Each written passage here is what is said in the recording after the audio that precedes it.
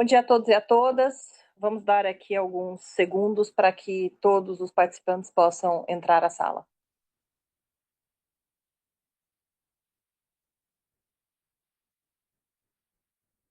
Pessoas estão entrando. Bom dia a todos e a todas. Estamos aqui aguardando só para que os participantes entrem para que possamos começar.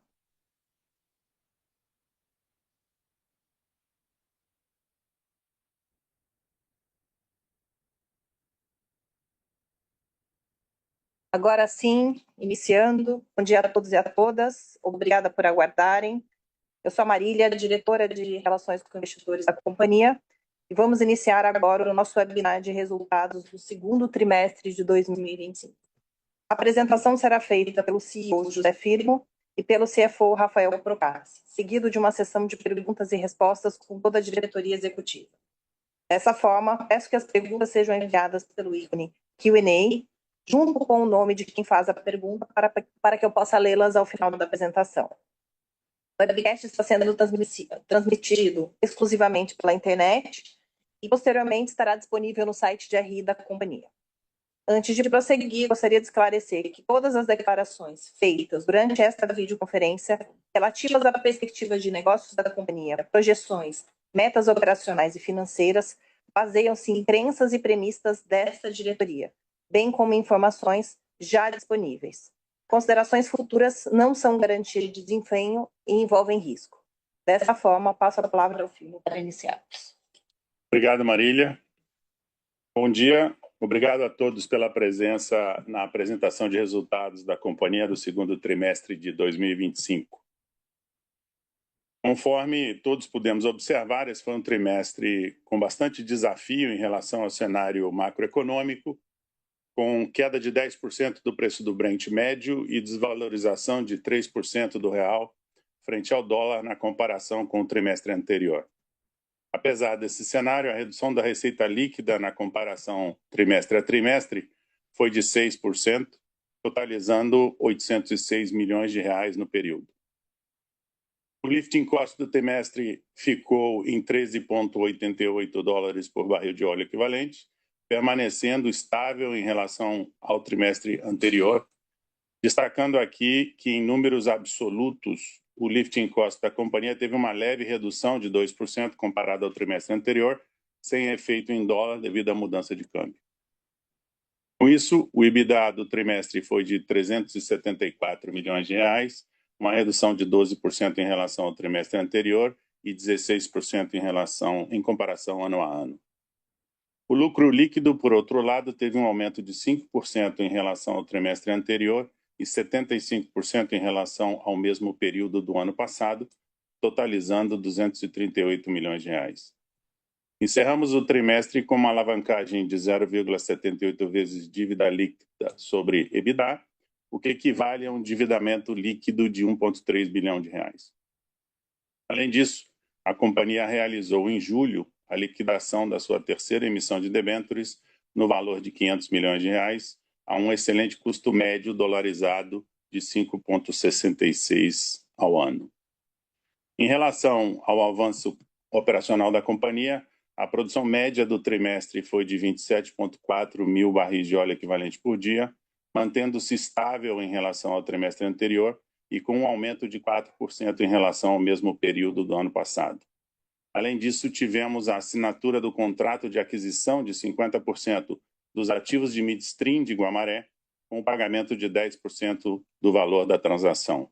Agora, já em julho, a companhia recebeu a aprovação do CAD para a aquisição e realizou o pagamento de mais 25% do valor da transação.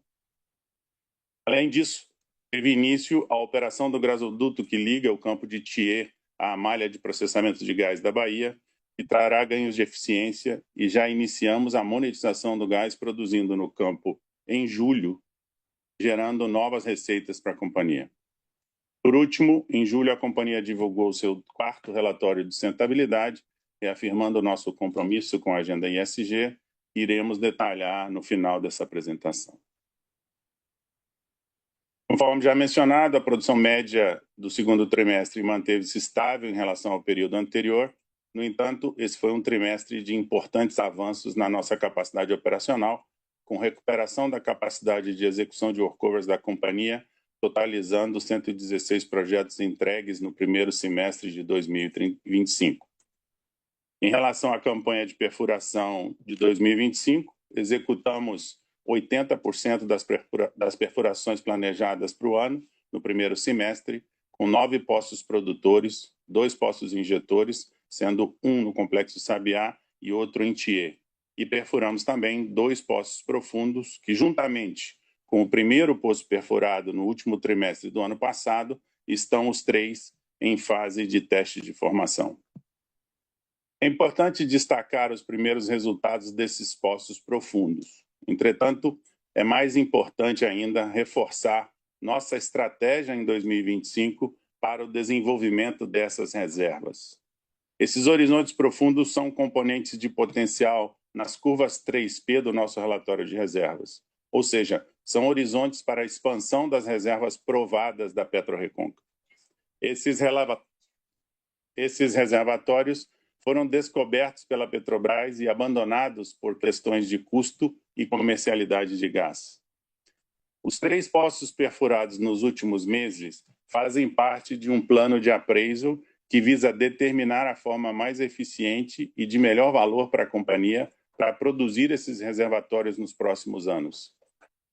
Obtivemos êxito na construção dos poços e na confirmação dos reservatórios targets que tínhamos em nossa interpretação sísmica. Parte muito importante da equação de valor do plano de desenvolvimento será agora determinada nos próximos meses com os testes de formação que estamos realizando em cada uma das zonas de reservatório encontradas para termos as respostas finais a respeito do potencial de produção desses campos e, posteriormente, desenharmos nosso plano de desenvolvimento e de perfuração dos próximos anos. No segundo semestre de 2025, realizaremos a conclusão de mais um poço injetor em Tiê e planejamos a perfuração de 2 poços horizontais, sendo um em Potiguar e um na Bahia. Vale ressaltar que, assim como os poços profundos, os poços horizontais representam um marco tecnológico significativo para a companhia, uma vez que sua geometria horizontal maximiza o contato das zonas produtoras, promovendo uma muito melhor área de drenagem e com potencial de revolucionar a eficiência de recuperação de reservas de petróleo e gás, conforme verificado em outras bacias sedimentares ao redor do mundo. Como resultado da concentração do CAPEX de perfuração no primeiro semestre, o CAPEX total do segundo trimestre foi de 367 milhões, 47% maior do que o trimestre anterior. A maior parcela dos investimentos, no montante de 287 milhões, foi destinada ao desenvolvimento de reservas, que totalizou 509 milhões de reais acumulados nesse ano. Neste primeiro semestre, investimos 214 milhões de reais em workover, atingindo uma média de 20 intervenções por mês, nível que consideramos adequado e que pretendemos manter até o fim do ano. Além dos projetos com foco na geração imediata de produção incremental, destaca-se a conversão de 4 poços para injetores nos campos de LPX e Riacho da Forquilha, essenciais para manter a pressão dos reservatórios e alinhados com a estratégia de expansão dos projetos de recuperação secundárias da companhia. Em perfurações, o investimento foi de 204 milhões, 84 milhões em perfuração, teste e completação dos poços profundos e 120 milhões na campanha mais tradicional de perfuração da companhia. O foco do desenvolvimento dessa campanha foi dos campos de Tiê e do Complexo de Sabiá. O investimento em facilidades totalizou 91 milhões de reais acumulado no ano, representando investimentos relacionados à integridade de ativos, expansão da infraestrutura para injeção de água e melhorias operacionais.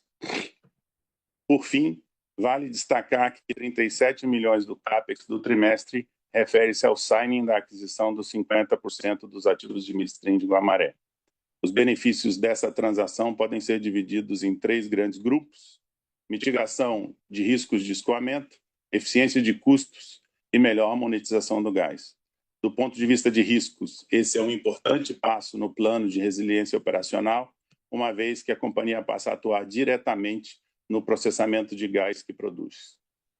Em relação aos custos, deixaremos de pagar uma taxa de processamento de gás e passaremos a ratear os custos desse processamento, o que trará uma economia significativa nessa linha no futuro. Por fim, a companhia poderá monetizar melhor o seu C5+, proveniente da UPGN, por meio de contratos com melhor preço para o produto. Passo agora a palavra para o Rafael para terminar a apresentação. Obrigado, Firmo, e bom dia a todos. No segundo trimestre de 2025, registramos uma receita líquida de R$ 806 milhões, uma redução de 6% versus o trimestre anterior. A queda se deve principalmente ao cenário macroeconômico, com impacto negativo de 13% pelas variações combinadas do Brent e do dólar. Além disso, tivemos no período um aumento de 17% nos descontos de venda de petróleo em alguns de nossos contratos. No entanto, esses efeitos foram parcialmente compensados por dois fatores importantes. Primeiro, nós faturamos neste trimestre cerca de 22 mil barris de petróleo que haviam sido acumulados e armazenados no primeiro trimestre, devido a paradas de recebimento de petróleo pela refinaria Potiguar Clara Camarão. Aqui, vale destacar um ponto de extrema importância, que foi o teste prático da evolução e efetividade do nosso plano de resiliência na gestão de estoques e escoamento de petróleo, onde, desta vez, conseguimos atravessar duas paradas na refinaria sem que isso resultasse em interrupções em nossa produção. Outro destaque positivo foi um melhor aproveitamento do gás natural produzido no Rio Grande do Norte, a partir de otimizações na estação Carnaúba. Um outro ponto relevante a destacar é que, diante de um cenário de aumento de incertezas, contratamos em junho novos instrumentos de hedge de petróleo, visando estender nossa proteção até o final de 2026, promovendo maior previsibilidade e proteção ao fluxo de caixa para o futuro.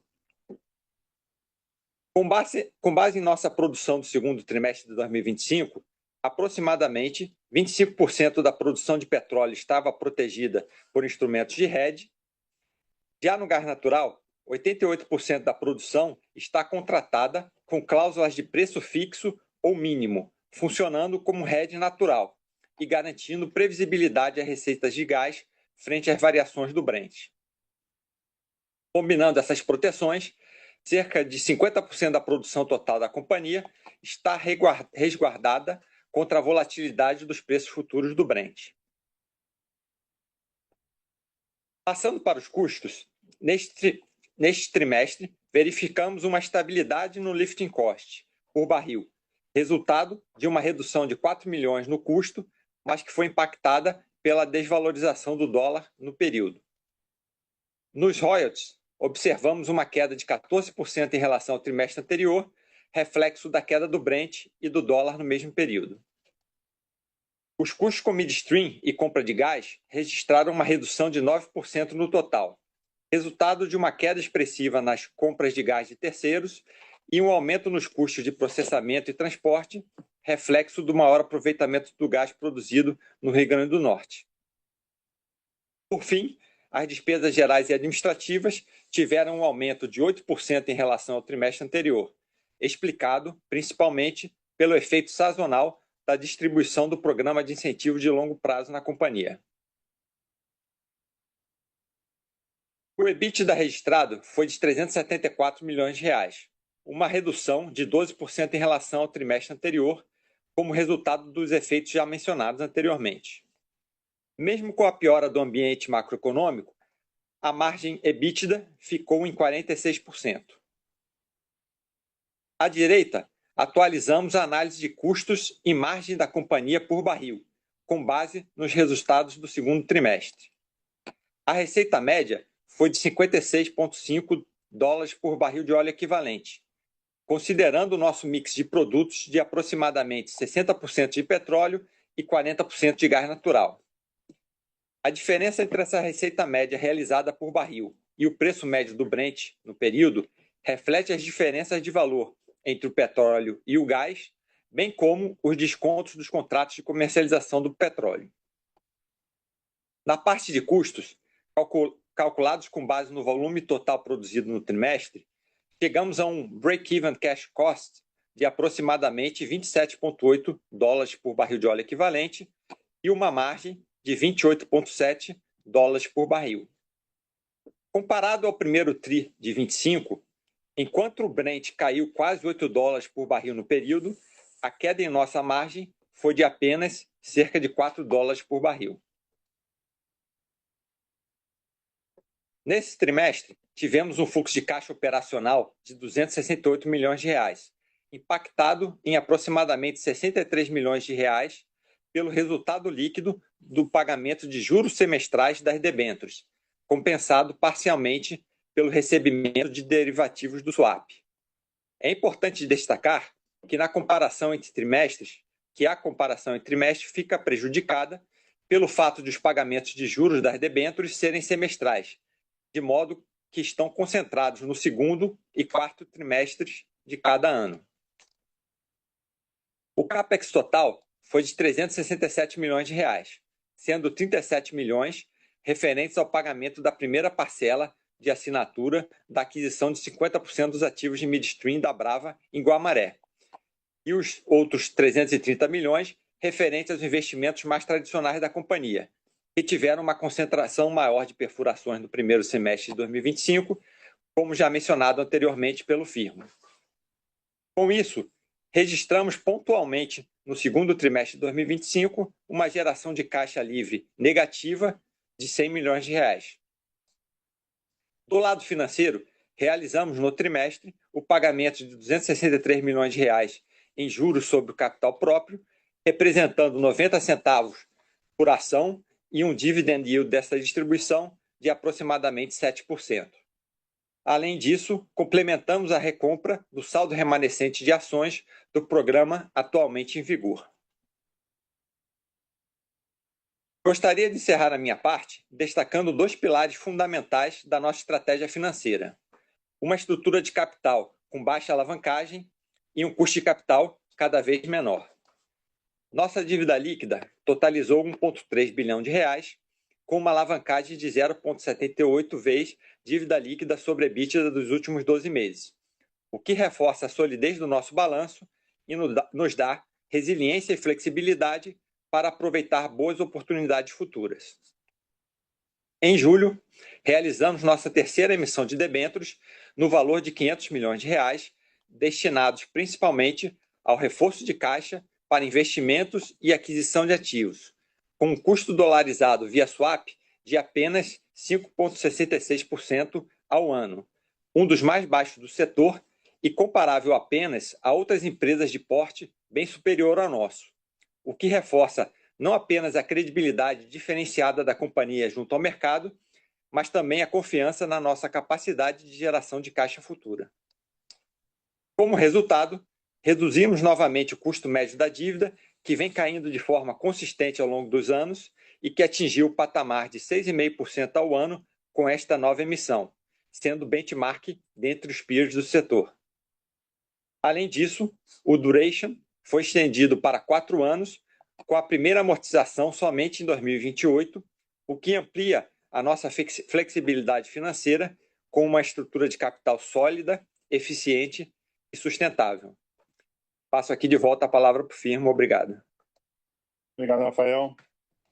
Para encerrar, gostaria de destacar os principais avanços reunidos no nosso quarto relatório de sustentabilidade, lançado agora em julho, que reforça o nosso compromisso com transparência e com a integração da agenda ESG ao nosso negócio.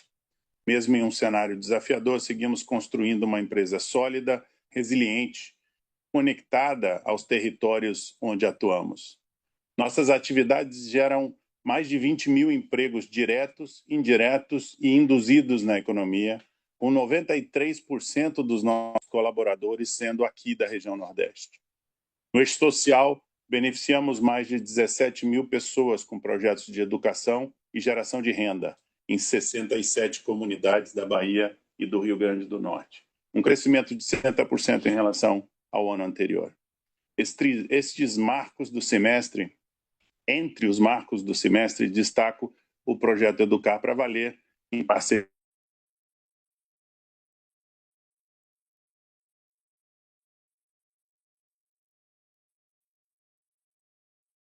do Great Place to Work na Bahia e no Rio Grande do Norte, onde ficamos listados entre as 10 melhores empresas para trabalhar. Em resumo, a PetroRecôncavo é uma excelente proxy, ou seja, demonstra de forma inequívoca como a robusta operação das companhias independentes geram emprego, renda e desenvolvimento socioeconômico no interior do país, onde esses investimentos são mais transformadores na vida das pessoas. Seguimos absolutamente comprometidos de unir inovação, eficiência, impacto social para produzir a excelência já conhecida da PetroRecôncavo e transformar as realidades dessas pessoas. Muito obrigado. E aí eu passo para a Marília para a gente entrar no Q&A. Obrigada, Firmo. Obrigada, Rafael. Vamos iniciar agora a sessão de perguntas e respostas. Então, peço que continuem enviando aqui as perguntas pelo Q&A com a identificação. Algumas perguntas são muito parecidas, então eu vou juntando aqui conforme o tema. A primeira pergunta vem do Ricardo Renault e eu vou juntar com a primeira pergunta do Tiago Casqueiro do Morgan. Nesse trimestre, vimos um CAPEX um pouco mais elevado por conta do avanço da perfuração de novos poços. Com o prosseguimento dessa fase final de perfuração ao longo do segundo semestre, o que podemos esperar em termos de cash CAPEX ainda para este ano? E aqui, juntando com a pergunta do Renault, quanto devem gastar no ano em projetos de investimento e em CAPEX total? Year to date, tirando o midstream, a companhia gastou 101 milhões. Como fala com os 135 do 2P da certificação, mais os projetos exploratórios? Obrigado pela pergunta, Renault, Thiago. Bom dia. Eu acho que o que a gente tentou dar bastante visibilidade durante todo esse período em que, não só aqui na apresentação, como a gente tem discutido com vocês, é a respeito das nossas alternativas de alocação de capital.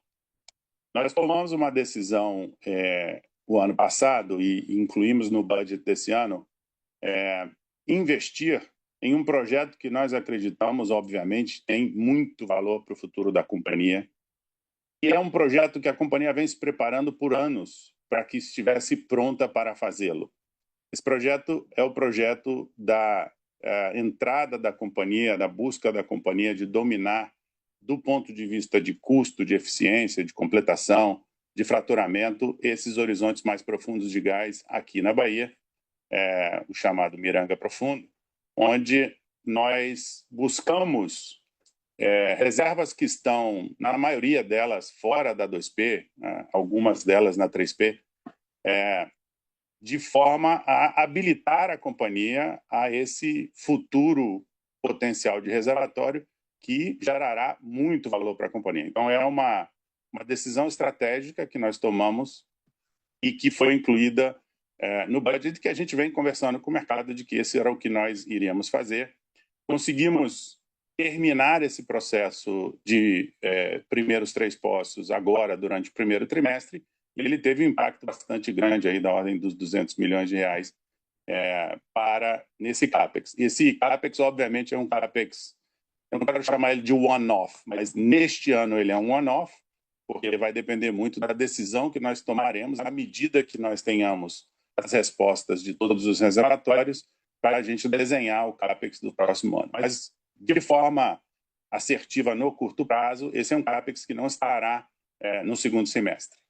A gente fez também o desenvolvimento de TIA e Sabiá nesse primeiro semestre, que não teremos mais perfurações, somente o poço injetor que já terminamos aqui em TIA esse mês. Então, teremos um CAPEX no segundo semestre que será basicamente o CAPEX de workover, que a gente encontrou o que nós consideramos uma execução aceitável e no patamar que a gente tinha desenhado, e vamos manter para o segundo semestre, e o CAPEX tradicional da companhia aí de integridade, facilidade, é o que a gente está fazendo. Então, a minha expectativa para o segundo semestre é que, quando terminarmos o segundo semestre, o que nós desenhamos é que tenhamos um CAPEX muito parecido com o CAPEX do ano passado. Nós gastamos o ano passado mais ou menos 950 milhões de reais, e descontamos 100 milhões de inventário no ano passado, então esse ano a gente não tem o desenho de redução de inventário no mesmo patamar que nós conseguimos no ano passado. Mas esse ano a expectativa é fechar o CAPEX no fim do ano no mesmo patamar que nós fechamos no ano passado. Isso, atendendo a sua pergunta, descontando o CAPEX de midstream e os investimentos de midstream que nós estamos fazendo. Mas essa é a expectativa. Um segundo semestre, obviamente, com geração de caixa de volta mais robusta, porque a gente vai ter um nível de investimento muito menor. Essa é a nossa estrutura pensada para a CAPEX esse ano, e foi isso que a gente desenhou quando fizemos o nosso orçamento desse ano, e está sendo executado exatamente de acordo com aquilo que a gente esperava. Nossa intenção aqui é, obviamente, um segundo semestre de CAPEX bastante reduzido devido à retirada ou fim desses projetos que eu citei. Próxima pergunta. A produção vinha numa recuperação importante entre dezembro e abril e acabou dando uma estagnada desde então. Qual a perspectiva atual da empresa em termos de produção para os próximos trimestres e para 2026? A nossa expectativa de produção é sempre aquela... Eu tinha desenhado e conversado com o mercado uma expectativa de crescimento de produção da ordem dos 10% esse ano. Obviamente que agora, chegando em julho, com uma média de 4%, essa expectativa é menor, porque a gente tem somente 6 meses agora para desenhar isso. Os projetos, a equação de crescimento de produção, conforme a gente tem discutido bastante, para a PetroRecôncavo, ela é muito bem entendida, muito bem discutida, tanto aqui quanto com vocês. O primeiro fator fundamental que nós trabalhamos bastante no último ano era restabelecer a execução da companhia. Nós tínhamos uma execução de workover e de well services que definitivamente precisava de um sistema mais robusto de alocação de capital, mais robusto de planejamento, que trouxesse a gente de volta para um patamar de execução como esse que nós finalmente adquirimos nesse último trimestre. Então, essa parte de ser capaz de fazer todos os reparos que nós precisamos fazer, mas todos os workovers da carteira, de uma forma muito objetiva, com uma capacidade de avaliar retorno de capital de cada um desses projetos, foi um dos maiores ganhos que nós obtivemos nesse último ano, e isso nos trouxe de volta para um patamar onde a produção se estabiliza e nós podemos, então, através dos projetos como o TIE ou outros projetos de perfuração, crescer a produção. Esse é o desenho que nós fizemos. A segunda parte disso estava muito relacionada ao uptime de produção ou à resiliência operacional. Assegurar que a companhia não tinha um shutdown longo ou um shutdown material de produção em nenhum dos seus campos operando. Esse era um dos grandes temas que nós trabalhamos muito aí nesse último ano e que eu acredito, através não só das decisões do midstream de gás, mas também das decisões, como o Rafael citou, de estocagem que nós conseguimos fazer com a Brava e outros investimentos que nós fizemos em uptime e em resiliência de produção. Nós estamos hoje num patamar de produção muito melhor do que nós estávamos antes. Entretanto, ainda temos dificuldades, conforme a gente viu aí na parada de Remanso, onde a gente teve uma parada, apesar de curta, né, de apenas 7 dias, de uma parada praticamente de prova documental que nós tivemos com a ANP, que a ANP respondeu de forma muito rápida também a nossa documentação. Nós conseguimos parar de forma curta, mas ainda tivemos esse impacto. E temos outros impactos menores na produção, de uptime de produção, que nós temos que endereçar. Então, minha expectativa é que a gente atingiu de volta o patamar de crescimento, ele voltou a ocorrer na companhia de uma forma muito mais harmônica, muito mais, de uma forma muito mais previsível, e é isso que me importa, ou seja, crescer o máximo que nós conseguimos crescer, mas com uma robustez e um equilíbrio nessa robustez e crescimento, que é o que nós buscamos fazer no último ano. Então, temos bastante projetos daqui até o fim do ano que nós podemos voltar e continuar o crescimento de produção de uma forma como a gente tem falado de expectativa. Não tenho mais a expectativa dos 10% esse ano, mas eu tenho expectativa de manutenção e crescimento de produção no segundo semestre, da mesma forma que a gente tem expectativa de desenhar essa equação para o ano que vem e comunicar com vocês quando nós aprovarmos o orçamento desse ano com o Conselho no fim do ano.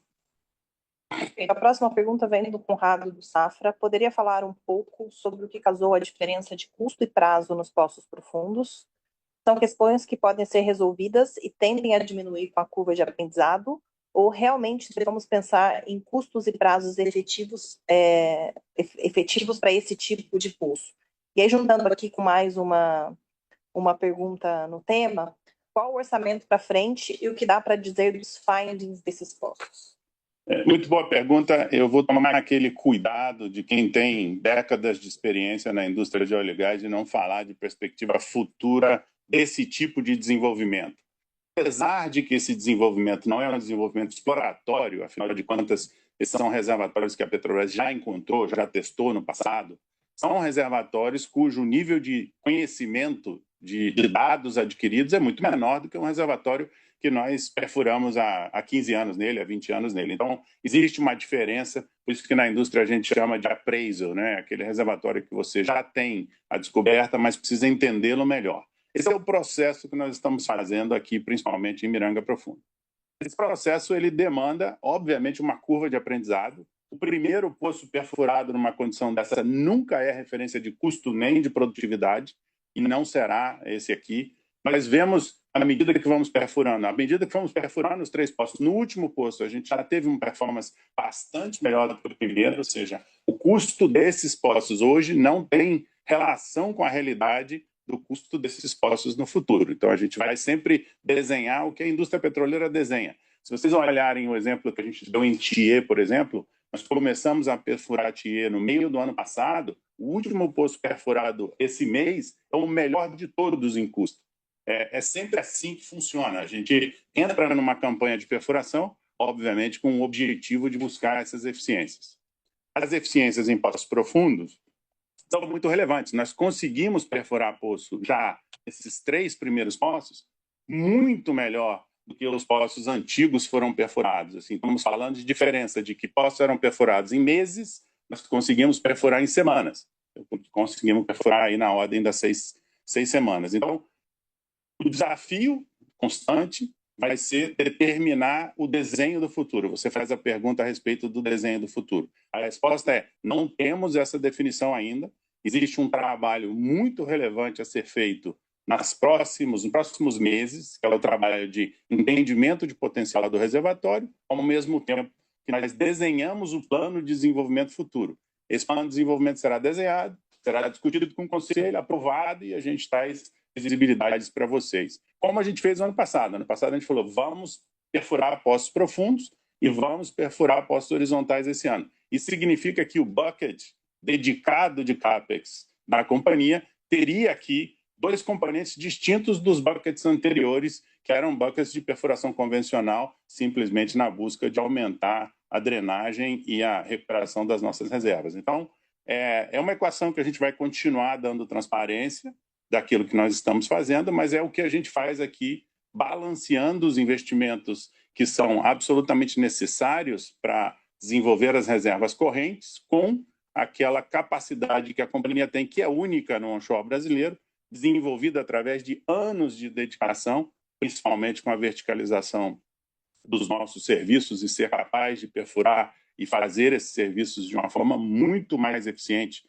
do que se você estivesse usando serviços externos e desenhar isso tudo para o CAPEX do futuro. Então, hoje, esse CAPEX, para o ano que vem, não tem nenhum CAPEX alocado para isso, até que nós terminemos a avaliação que nós temos que fazer desses poços e desenhamos um plano de perfuração profunda para o ano que vem. Esse plano, obviamente que ele tem as bases sendo construídas, mas ele está longe de ser aprovado daqui para frente. Mas era muito relevante para a companhia a decisão, obviamente, nossa da gestão junto com o Conselho, de que esse era o ano que nós tínhamos que provar esses horizontes. A primeira parte disso, dos horizontes profundos, já foi provada, agora a gente vai para a segunda parte desse ano, que é a execução desses 2 passos horizontais, e aí sim determinar a produtividade, custo e tudo isso que a gente tem na cabeça, que pode, de uma forma muito simples, assim, sem usar novas tecnologias, usando tecnologias disponíveis no mercado mundial, transformar completamente a nossa desenvolvimento de reserva aqui na PetroRecôncavo. Esses são os dois temas que nós fundamentalmente incluímos na nossa decisão de alocação de capital desse ano. Perfeito. A próxima pergunta é do Eduardo Muniz, do Santander. Gostaria de entender melhor quais têm sido os desafios para aumentar a produção. O Sidetrack começou a operar no final de julho. Se poderia dar um standalone de quando ele está produzindo? E a outra pergunta aqui você já respondeu. Eu vou precisar que você me diga melhor qual o Sidetrack. Uma das técnicas que nós dominamos, eu posso chamar isso, no ano passado, foi a técnica de Sidetrack. Ela é meio técnica para ser discutida aqui, mas é basicamente a utilização de um poço pronto para que você faça um outro poço dentro dele de uma forma de custo bem menor e dessa forma melhorar a produção final do poço. A gente começou isso no ano passado com um poço que deu muito certo e depois disso nós fizemos vários Sidetracks aí no ano passado. O poço Sidetrack continua produzindo muito bem e continua sendo um dos nossos melhores poços aqui em produção. Se é esse que você estava perguntando, ele continua produzindo bastante bem. Do ponto de vista de desafio de produção, acho que eu busquei fundamentalmente trazer esses componentes aí para discussão. Nossa especialidade em Campos Maduros é operar um reservatório cujo a equação de crescimento de produção é aquela que eu disse: excelência na operação, excelência na eficiência de produção, ou seja, operar todo o projeto, a carteira de projetos, que é riquíssima da PetroRecôncavo, conforme vocês veem no relatório de reserva, operar essa carteira da melhor forma possível, ou seja, ser compliant àquela carteira. Além disso, aprender à medida que a gente vai fazendo com essa carteira e vai desenvolvendo novos projetos durante o ano.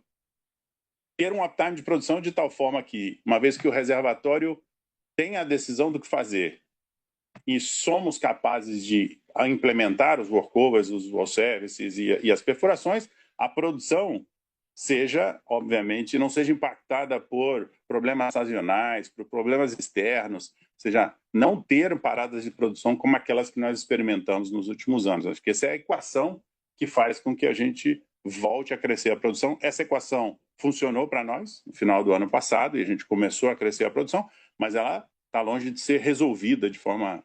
Estamos no processo de resolução disso e ainda temos dificuldades, como a gente viu aí nos últimos 2 meses, as dificuldades pontuais de produção que nós estamos observando.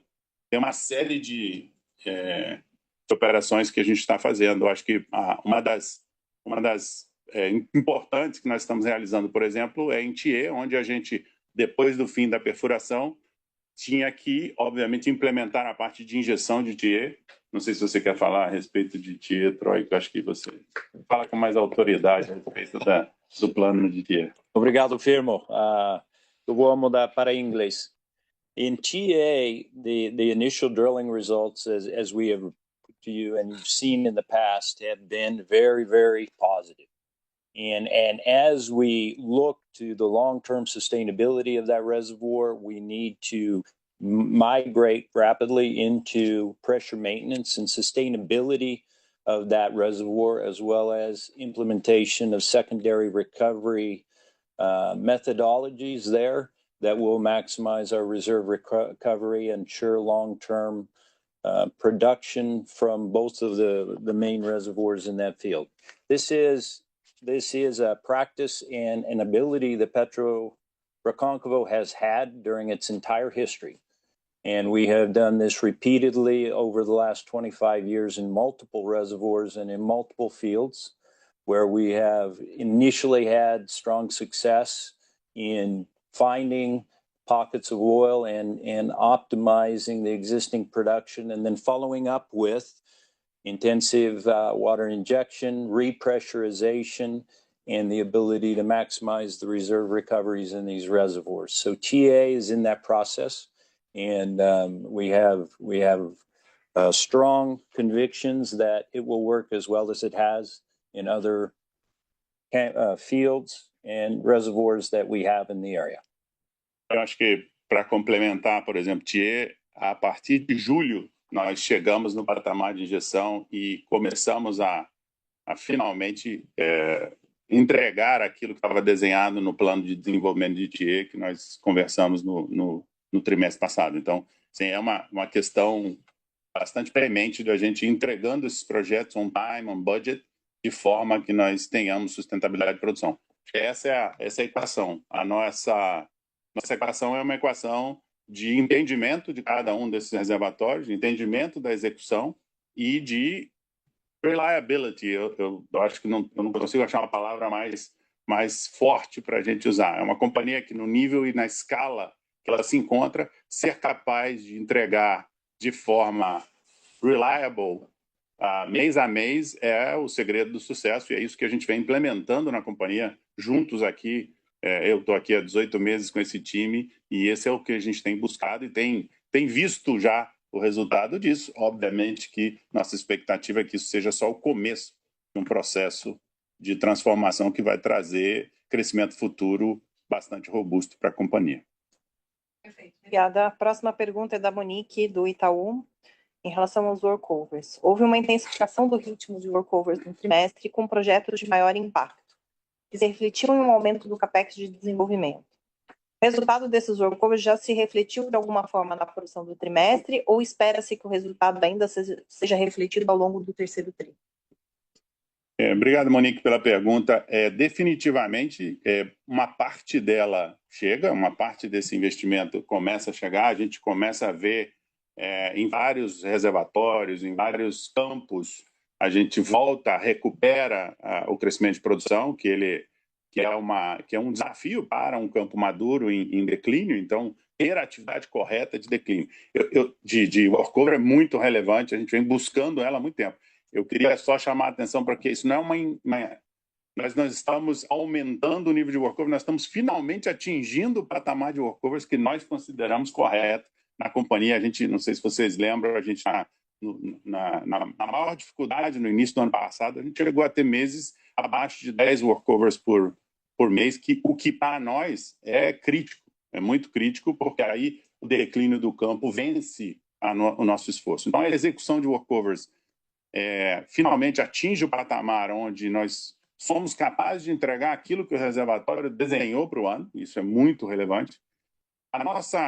Além de fazer os workovers na velocidade que nós estamos fazendo, tem uma coisa que nós desenvolvemos aqui que nos dá muita tranquilidade, que é o nível de planejamento e o nível de visibilidade de avaliação, workover a workover. Eu tinha dito quando nós conversamos inicialmente, que uma das minhas maiores preocupações estava na alocação de capital, mas mais importante, essa companhia opera num nível de operação alto, onde ela tem que ter a capacidade de rapidamente entender como está a alocação de capital e como ela está retornando do ponto de vista de custo para o workover e do ponto de vista de barril para o workover. Então, esse nível de granularidade que nós finalmente implementamos, estamos usando mensalmente, que foi apresentado para vocês aí pelo Scudino, ele é muito relevante para que nós tenhamos a confiança que nós temos hoje. A aceleração do workover chega, mas ela chega também acompanhada com o nível de supervisão adulta aqui,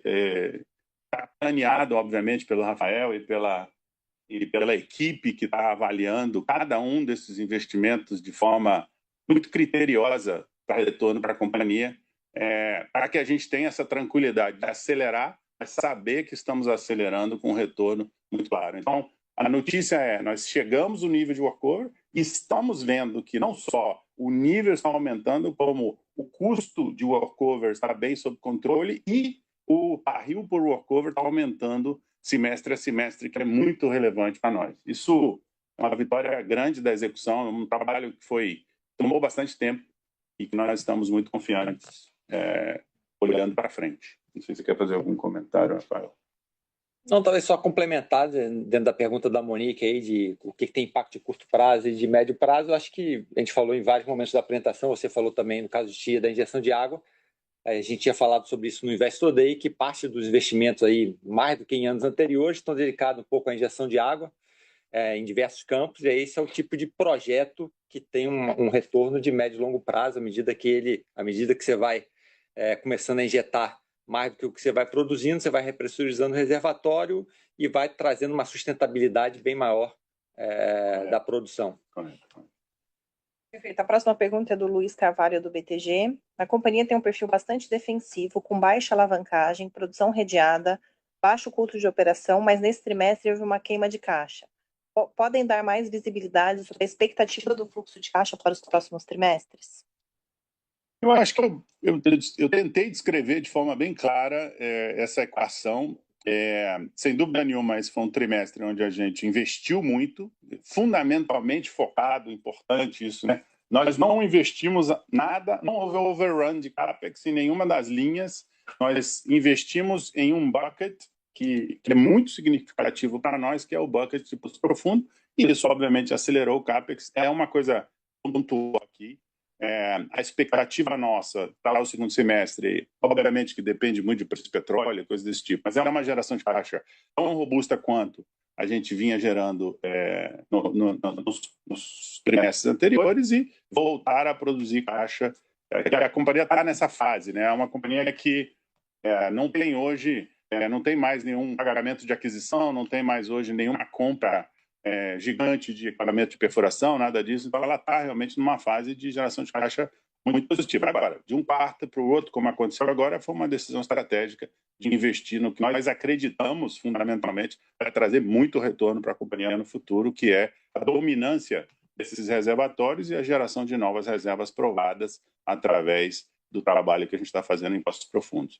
O poço horizontal ele também tem um componente disso muito menor, obviamente que o poço horizontal aqui ele é um componente muito menor, a gente vai fazer somente 2 poços aí o planejamento é de fazer 2 poços no segundo semestre, então é um CAPEX muito menor no segundo semestre e, consequentemente, uma geração de caixa mais robusta. Obviamente que eu tenho que dizer que isso depende muito do macro e da nossa capacidade de crescer produção. Então, crescendo produção e se mantendo as condições macroeconômicas, a gente tem toda a capacidade de gerar bastante caixa daqui até o fim do ano.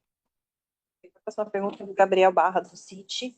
Tendo em vista o resultado do segundo trimestre, que reflete os menores preços de petróleo, gostaria de entender, nesse cenário de preços mais baixos, se existem iniciativas da companhia para aumentar a eficiência ou redução de custos com relação ao lifting cost de G&A e CAPEX. E, na visão de vocês, pode ter um lifting cost mais baixo nos próximos trimestres ou uma tendência para um lifting cost mais próximo dos $13? Essa é uma pergunta que tem vários componentes. Eu vou falar aqui do componente do lifting cost. O lifting cost da companhia, se comparado ao ano anterior, é um lifting cost mais alto. Isso foi uma decisão estratégica nossa, onde eu exemplifiquei isso da forma como eu entendi, que era uma companhia que estava crescendo bastante, mas estava precisando se reforçar um pouco mais do ponto de vista de proteção, contingência e busca de uptime de produção, e a gente investiu bastante o ano passado nesse aspecto. Nós criamos um novo departamento, que é o departamento de manutenção e de integridade de ativos, que busca encontrar esse equilíbrio e, consequentemente, essa é a busca. Nós temos também investimentos em resiliência do ponto de vista elétrico, onde esse ano a gente teve muito menos efeito vamos chamar, da parte climática do que a gente teve no ano passado por causa disso. Então, é uma troca entre resiliência, uptime de produção e investimento em lifting cost. Eu não tenho expectativa de um lifting cost materialmente menor esse ano. A nossa expectativa é de manutenção e busca de eficiência, mas de uma forma mais orgânica, mais harmônica e, fundamentalmente, manter o uptime, crescer a produção, vai trazer o lifting cost para baixo. Então, essa é a equação que a gente busca. Não tem nada que anunciar a respeito de um projeto que vá conseguir mudar o lifting cost de forma material esse ano. Mas, como a gente viu já nesse trimestre, a gente tem aquela pequena movida mês a mês, trimestre a trimestre, só que esse trimestre a gente teve o efeito do câmbio que fez com que ele ficasse igual, mas ele já é em custo, em real, um pouquinho menor do que o trimestre anterior, e é isso que a gente vai buscar, essa redução mais orgânica, mais harmônica do lifting cost. Nós já somos benchmarks de lifting cost no Brasil, nas operações onshore, mas a gente não está parado achando que isso é suficiente, a gente tem que continuar buscando mais eficiência. Quer fazer algum outro comentário das outras partes da pergunta sobre outros custos? Concordo com você, assim, de não enxergar uma grande variação. Quando a gente olha para o G&A também, a gente tem mostrado uma boa estabilidade ao longo do tempo. Óbvio que toda vez que o petróleo dá uma sacudida, a empresa faz um esforço adicional, né, de redução de custos, busca de eficiência, tentando eliminar, digamos assim, o nice to have, que não seja um must have do momento, mas sem uma grande expectativa de uma alteração para baixo ou para cima, mas tentando baixar um pouquinho todo trimestre, como você mencionou. Perfeito. A próxima pergunta aqui, vieram várias, então eu vou juntar aqui todas, sobre Guamaré. Então, quando é esperado aqui o closing do deal, quando a gente deve ver impactos no custo da companhia após a conclusão, e se existe um grupo já formado para essa transição aqui para a conclusão do deal, acho que pós a conclusão. Né? Esse era o deal que eu escutei mais óbvio que a PetroRecôncavo tinha que fazer, mas foi um dos deals mais difíceis de fazer, então eu vou dar o prêmio de explicar melhor como é que ele está andando para o cara que resolveu o problema e finalmente assinou a aquisição, João. Obrigado, bom dia. O processo segue conforme esperado. No dia 7 de julho a gente teve a aprovação sem restrições do CAD, né, para fazer o processo aí de concentração e de criação do consórcio. A resposta sobre o time é que já, sim, a gente já constituiu um time. Hoje a PetroRecôncavo tem uma estrutura dedicada à gestão de ativos midstream, que iniciou com a operação da UTG São Roque, onde a gente tem conseguido ter ganhos trimestre a trimestre na nossa gestão de custo midstream, e a ideia é que esse mesmo time, junto com uma equipe multidisciplinar, constitua, e já estão trabalhando nisso, num time que vai fazer a gestão desses ativos junto com a Brava. É uma parceria onde a gente espera poder trabalhar nos ganhos de forma conjunta.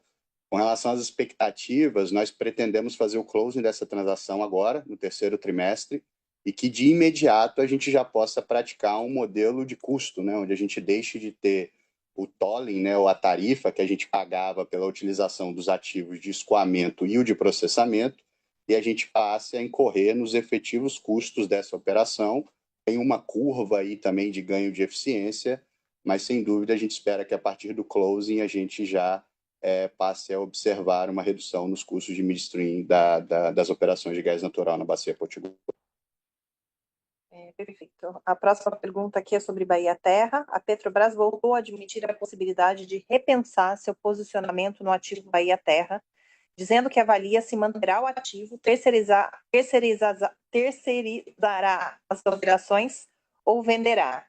Em um cenário de terceirização da Petrobras, se seria um modelo de negócio que a companhia teria interesse? Botaram uma armadilha na pergunta para você, Marília.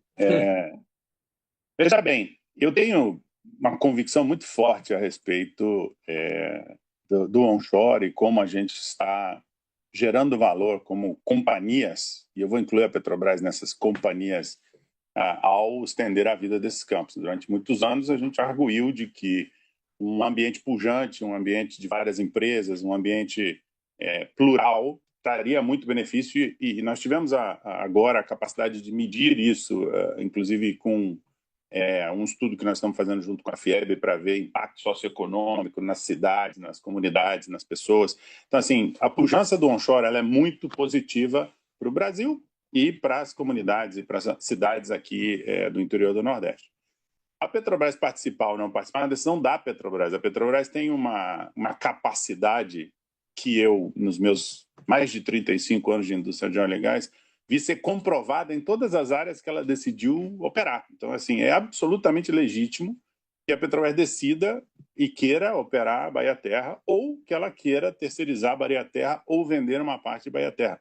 Essa legitimidade, acho que ela é tranquila. Nós, obviamente, temos o interesse, já demonstramos publicamente o nosso interesse em integrar a Bahia Terra nas operações da PetroRecôncavo, porque nós acreditamos que, em conjunto, principalmente a eficiência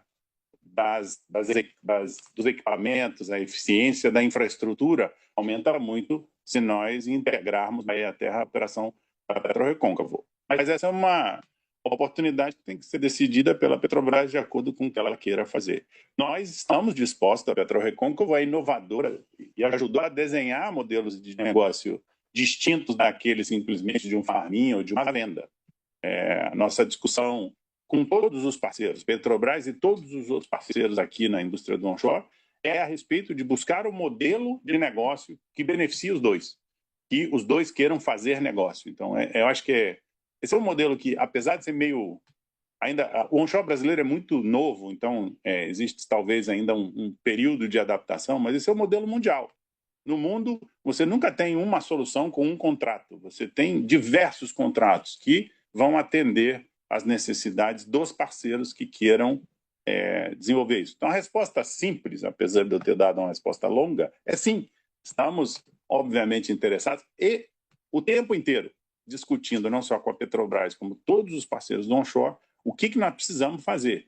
Pode ser uma compra de 50% com uma operação compartilhada ou com uma operação do parceiro, como a gente fez aqui em Guamaré, pode ser uma compra definitiva, pode ser um farm-in de um projeto ou de um campo exclusivo, como a gente é parceiro da Petrobras no campo de Tartaruga. Então, assim, existe uma gama de oportunidades muito grandes e que nós vamos continuar buscando. O interesse é, obviamente, conhecido da PetroRecôncavo. Nós acreditamos, essa é a nossa crença, que nós somos os melhores operadores desses campos aqui no onshore da Bahia. Perfeito. Para fechar, eu deixei inclusive essa pergunta aqui, que acho que ela já traz aqui um pouco, esclarece a sua conclusão, do passo do UBS. Olhando uns 5 anos à frente, como o management tem chegado da companhia? Faz sentido manter a produção estável ao redor do patamar atual, eventualmente um pouco mais alto, mas elevar a distribuição de dividendos? Sim, como é que a companhia enxerga daqui a 10 anos? Essa é uma excelente pergunta, Tássio. Obrigado. Vou dar a minha perspectiva e, obviamente, que ela precisa ser muito bem balanceada com a perspectiva dos investidores e do conselho, mas eu acho que a minha perspectiva hoje ela é alimentada pela discussão que eu tive com esse time aí nos últimos 18 meses. Então, vou dar a minha perspectiva alimentada pelo trabalho ombro a ombro aqui com o meu time na PetroRecôncavo. Definitivamente, nossa disposição, nossa crença, nossa vontade, nossa estratégia de crescimento. Nós não temos a expectativa de alinhar a produção flat daqui para frente. Agora, fazer isso da forma balanceada, fazer isso com a disciplina de alocação de capital para extrair a máxima quantidade de valor para a companhia e para os acionistas da companhia é o nosso moto, é isso que nós vamos imaginar. Essa companhia ela tem alternativas de produção e de crescimento de produção muito bem mapeadas, mas com muito potencial. Nós temos ainda a possibilidade de transformar tecnologicamente o desenvolvimento das reservas, que permitiria, com CAPEX muito menor, desenvolver reserva muito mais rápido, que é o que nós estamos buscando. Nós temos ainda expectativas de crescimento orgânico na busca de reservatórios que estão dentro do nosso ring fence, que ainda estão subexplorados ou nunca foram explorados. Essa é outra alternativa.